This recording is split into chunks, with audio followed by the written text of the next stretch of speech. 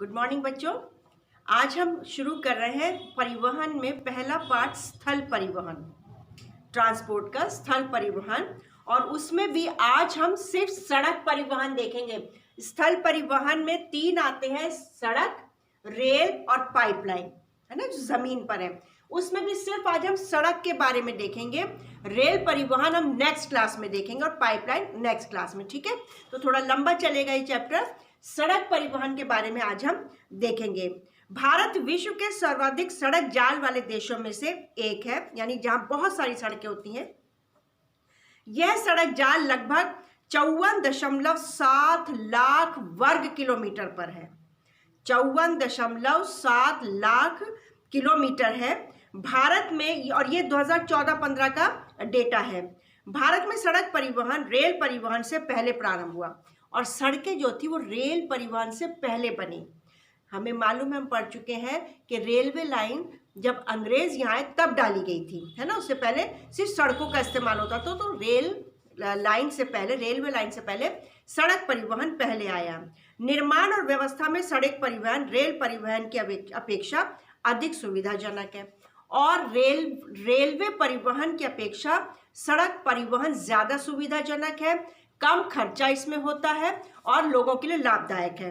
Rail परिवहन की अपेक्षा सड़क परिवहन की बढ़ती महत्ता कुछ ये कारणों की वजह से, जैसे रेलवे लाइन की अपेक्षा सड़कों की निर्माण लागत बहुत कम है, यानी रेलवे लाइन को बिछाने में तो बहुत पैसा लगता है, लोहे की पटरियां डलती हैं, लंबी लंबी जाती हैं। लेकिन सड़क परिवहन की जो लागत है, निर्माण की लागत जो है वो बहुत कम है। अपेक्षाकृत ऊबड़ खाबड़ और विभिन्न भूभागों पर सड़कें बनाई जा सकती है। जैसे पहाड़ है, वहां पर सड़कें तो जा सकती, लेकिन रेलवे लाइन नहीं जा सकती ना। तो ऐसे स्थान जहां पर रेलवे लाइन भी नहीं जा सकती, वहां पर सड़कें जा सकती हैं। अधिक ढाल प्रवणता और पहाड़ी क्षेत्रों में भी सड़कें निर्मित की जा सकती हैं। अपेक्षाकृत कम व्यक्तियों, कम दूरी और कम वस्तुओं के परिवहन में सड़क ही लाभदायक है। यानी देखो, ट्रेन तो बेटा ज्यादा दूर तक जाती है, लेकिन सड़क परिवहन जो कम व्यक्तियों के लिए हो, कम दूरी के लिए हो, इसके लिए सड़क ही लाभदायक होती है। यह घर घर सेवाएं उपलब्ध करवाता है तथा सामान चढ़ाने उतारने की लागत भी अपेक्षाकृत कम है।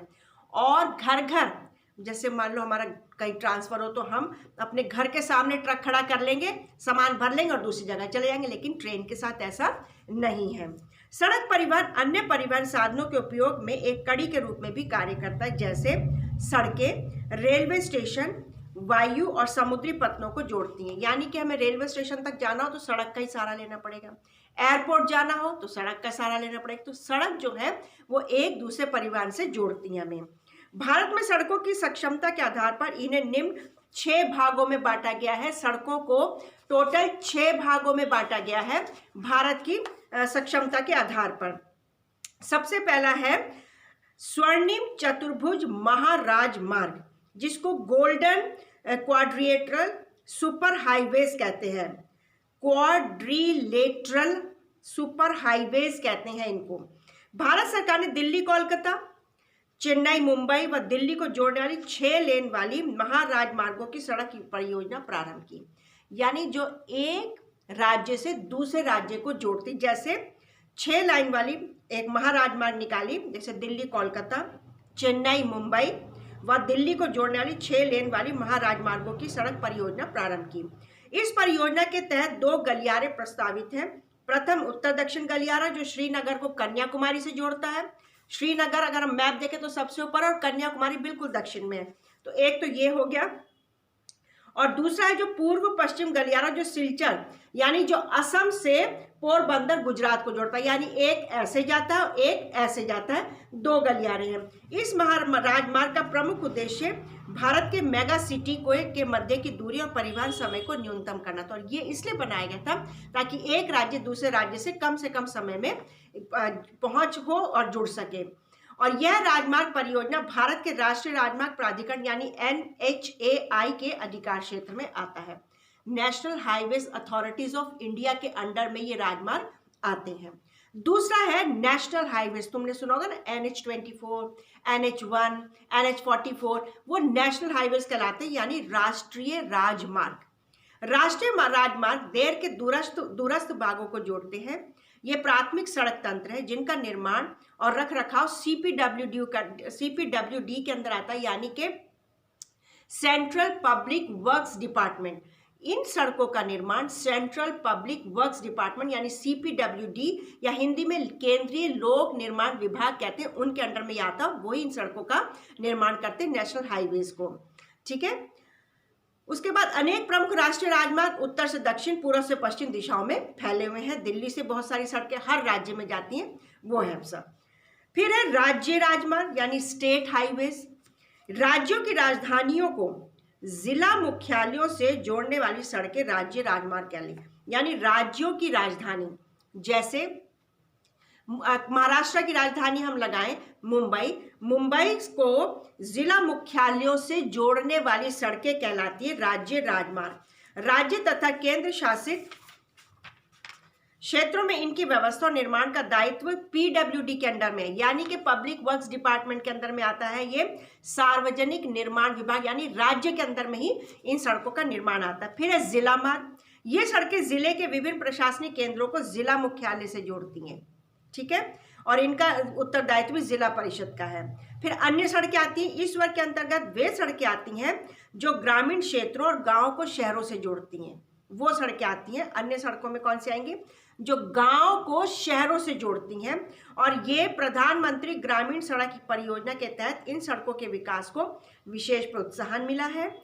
इस परियोजना के कुछ विशेष प्रावधान है जिसमें देश के प्रत्येक गांव को प्रमुख शहरों से पक्की सड़कों के द्वारा जोड़ना प्रस्तावित है, यानी गांव को प्रमुख शहरों से जोड़ना जरूरी है। फिर है सीमांत सड़कें। उपरोक्त सभी सड़कें के अलावा भारत सरकार प्राधिकरण के अधीन सीमा सड़क संगठन है जो देश के सीमांत क्षेत्रों में सड़कों का निर्माण और उनकी देखरेख करता है। यह संगठन 1960 में बनाया गया, जिसका कार्य उत्तर और उत्तर पूर्वी क्षेत्रों में सामरिक महत्व की सड़कों का विकास करना था। इन सड़कों के विकास से दुर्गम क्षेत्रों में, यानी जहां पर पहुंच बड़ी मुश्किल थी, उन क्षेत्रों में अभिगम्यता बढ़ी है और इन क्षेत्रों के आर्थिक विकास में भी सहायता मिली है। सड़क निर्माण में प्रयुक्त पदार्थ के आधार पर भी सड़कों को कच्ची और पक्की सड़कें कहा जाता है। कच्ची सड़कें ज्यादातर मिट्टी की या पत्थरों की होती हैं और पक्की सड़कें हमको मालूम है वो तारकोल से बनाई जाती हैं।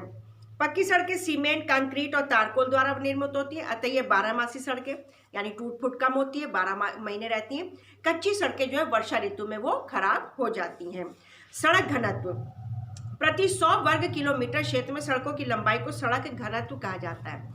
प्रत्येक 100 वर्ग किलोमीटर क्षेत्र की सड़कों को सड़क घनत्व कहा जाता है। देश में सड़कों का वितरण एक समान नहीं है।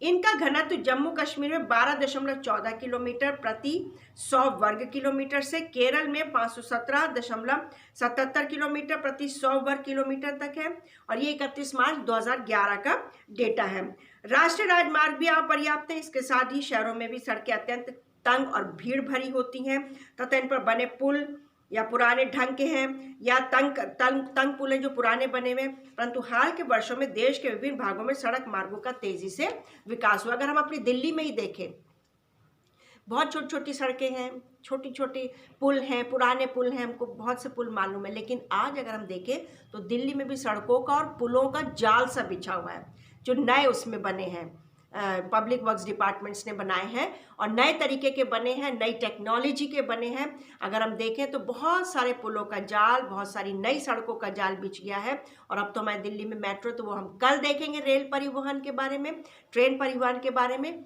ये सड़क के बारे में ध्यान से पढ़ लेना बेटा तुम लोग, और चैप्टर ध्यान से पढ़ना, जितना भी पढ़ाया गया क्वेश्चन आंसर्स भेजूंगी वो कर लेना।